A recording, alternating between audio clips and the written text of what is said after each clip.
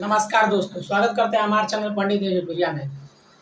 पूरे देश जन्माष्टमी के शुभ अवसर पे अपना जो पूजा पाठ कार्यक्रम शुरू हुआ था, उसी बीच में योगी आदित्यनाथ आगरा में खड़े होकर एक बहुत बड़ा बयान देते हैं कि राष्ट्र से बड़ा कुछ भी नहीं है।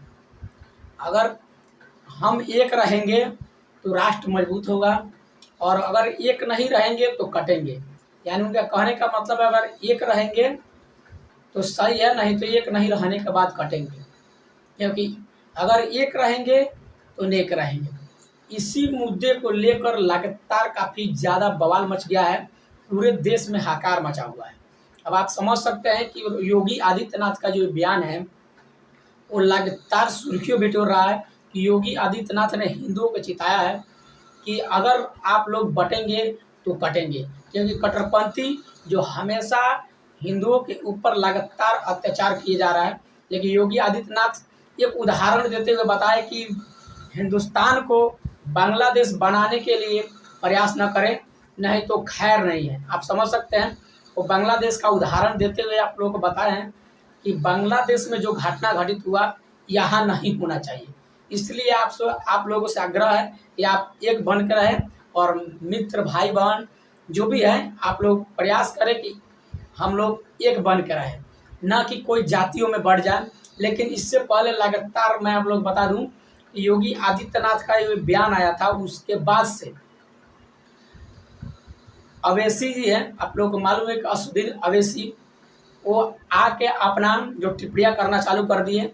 तो मैं आप लोगों को बता देना चाहता हूँ कि अवैसी एक ऐसा नेता है भारत में कि वो लगातार बताता है कि मैं मुस्लिमों का नेता। अगर मुस्लिमों का नेता अगर है, चलो ठीक है, तो हिंदू को एकता के लिए आपको परेशानी क्या है? आखिर आपको परेशानी क्यों होना चाहिए? अगर हिंदू एकता संघ की बात हो रही है तो आप लोगों को परेशानी नहीं होना चाहिए। आप इससे बोलते हैं कि योगी आदित्यनाथ जो है वो राजनीति का कार्ड खेल रहे हैं। इससे पहले आप लोग राजनीति का कार्ड जो पिछले इलेक्शन में आप लोगों ने दिखाया वो बहुत ज़बरदस्त दिखाया। इसके वजह से आप लोगों को इतना सीट आया, नहीं तो बिल्कुल नहीं आया होता। आप लोग समझ सकते हैं, और जनता भी अब समझ चुकी है कि जितने भी विपक्षी पार्टी हैं, या असुद्दीन ओवैसी हो, या अखिलेश हो, या राहुल गांधी हो, ये लगातार जाति कार्ड खेलने का प्रयास कर रहे थे। इससे पहले जातियों में बढ़कर इस लगभग 8 से 900 सालों तक भारत का दुर्गति होता रहा। लेकिन अभी कुछ अच्छा होने पर आया कि ये लोग समझिए कि इन लोगों के अंदर एक बौखलाहट से आ गई है कि आखिर में ये कैसे हो सकते हैं, इनको अलग करने का प्रयास फिर से किया जाए। लेकिन मैं आप लोग बता देना चाहता हूँ कि पहले जो घटना घट गया था वो अब खत्म हो चुका है। अभी के सारे युवाओं जो है शिक्षित हैं, वो जान चुके हैं कि जैसे विपक्षी पार्टी जो है कांग्रेस जो है वो जातियों में बांट के लोगों का परेशानियां बढ़ाती रही है। और अपने किसी भी, मैं आप लोग बता देना चाहता हूं कि राहुल गांधी जी विपक्ष के बहुत बड़े नेता हैं, और नेता होने के बाद वो लगातार सदन में आवाज़ उठा रहे थे कि जातीय जनगणना होना जरूरी है। आप लोग समझ सकते हैं कि जातीय जनगणना होना जरूरी है, लेकिन उनसे उनका जाति पूछे जाने पर उनके बहुत परम मित्र अखिलेश यादव जो है वो भड़क जाते हैं।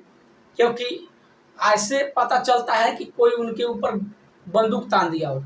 अगर लोगों को वो जाति पूछ सकते हैं तो लोगों का हक बनता है कि उनका जाति भी उनसे पूछा जाए। लेकिन ये भड़क जाते हैं और कुछ नहीं बताते हैं, और जातीय जनगणना की बात करते हैं और लगातार मांग करते हैं। लेकिन हमको नहीं लगता है कि जातीय जनगणना के लिए मांग पूरी हो सकती है। और देश में एक बहुत बड़ा माहौल बन चुका है योगी आदित्यनाथ को लेकर। योगी आदित्यनाथ का ये जो बयान है, ये बहुत एक तरफ से हिंदुओं को पूरा चेताया गया है कि आप लोग एक रहें और बंटने का कोशिश मत करें कि हम इस जाति से हैं चाहे हम उस जाति से हैं। ये आप लोग से आग्रह है। क्योंकि मैं भी यही कहना चाहूँगा, क्योंकि जितने भी सारे ऑडियंस मेरा वीडियो देख रहे हैं, मैं ये कहना चाहूँगा कि आप लोग कृपया करके जातियों में न बटे। आप लोग शिक्षित बने, समझदार बने, और ये कोशिश करें कि जो हमारे लिए अच्छा करेगा हम वोट उसी को करेंगे, हम समर्थन उसी को देंगे। जातियों में बंटने का मतलब ये होता है कि विकास किसी तरह भी नहीं होगा। और आप लोगों को बता देना चाहता हूँ कि विपक्ष का जो पार्टी है वो हर तरफ से इस बार राजनीतिक कार्ड खेलने का पूरी तरह से प्रयास कर रही है। और असदुद्दीन ओवैसी जी का मैं बात बता दूं कि ये एक बहुत बड़े नेता हैं और भारत में आके ये जय फिलिस्तीन का नारा लगाते हैं, अब समझ जाइए। और बांग्लादेश का उदाहरण देते हुए बोलते हैं कि बांग्लादेश का कैसे बोल सकते हैं, क्यों नहीं बोला जा सकता। असदुद्दीन ओवैसी अगर फिलिस्तीन बोल सकता है, फिलिस्तीन की जय बोल सकता है, तो या बांग्लादेश का उदाहरण भी नहीं दिया जा सकता। ऐसे ऐसे घटिया नेता समाज में पता नहीं कहाँ से आ जाते हैं, कुछ समझ में नहीं आता। ऐसे ऐसे नेताओं को आखिर वोट कैसे मिल जाता है।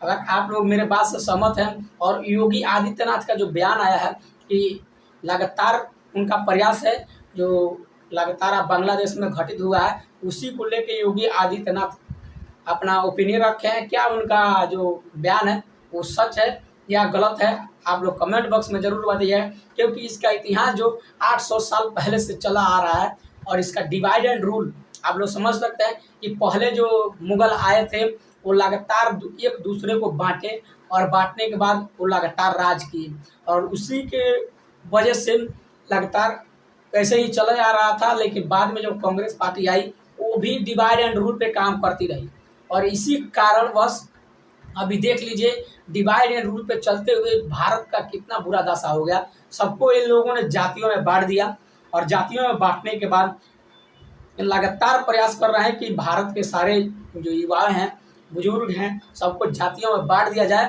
और अपना जो उल्लू सीधा कर लिया जाए। आप समझ सकते हैं कि जातियों में बांटने के बाद बहुत बुरी तरह से नुकसान हुआ है। कई देश बड़े बड़े ऊंचाइयों तक पहुंच गए हैं, लेकिन अभी तक हमारा देश कुछ खास ऊंचाई नहीं कर पाया। लेकिन फिर भी अभी के हिसाब से तो देश कुछ तरक्की कर रहा है, लेकिन इसी की वजह से इन लोगों को ज़्यादा जलन हो रहा है, आप समझ सकते हैं। और इसी जलन की वजह से ये लोग लगातार ट्वीट कर रहे हैं, लेकिन जनता ने इस बार इतना करारा जवाब दिया है ट्वीट करने वालों को कि खटिया खड़ा कर दिया जनता। आप लोग मेरे बात से सहमत हैं तो अपने कमेंट बॉक्स में जरूर बताइएगा कि योगी आदित्यनाथ का बयान कितना सत्य है या नहीं सत्य है। तो मिलते हैं किसी नेक्स्ट वीडियो में किसी और जानकारी के साथ, तब तक के लिए दीजिए जय हिंद।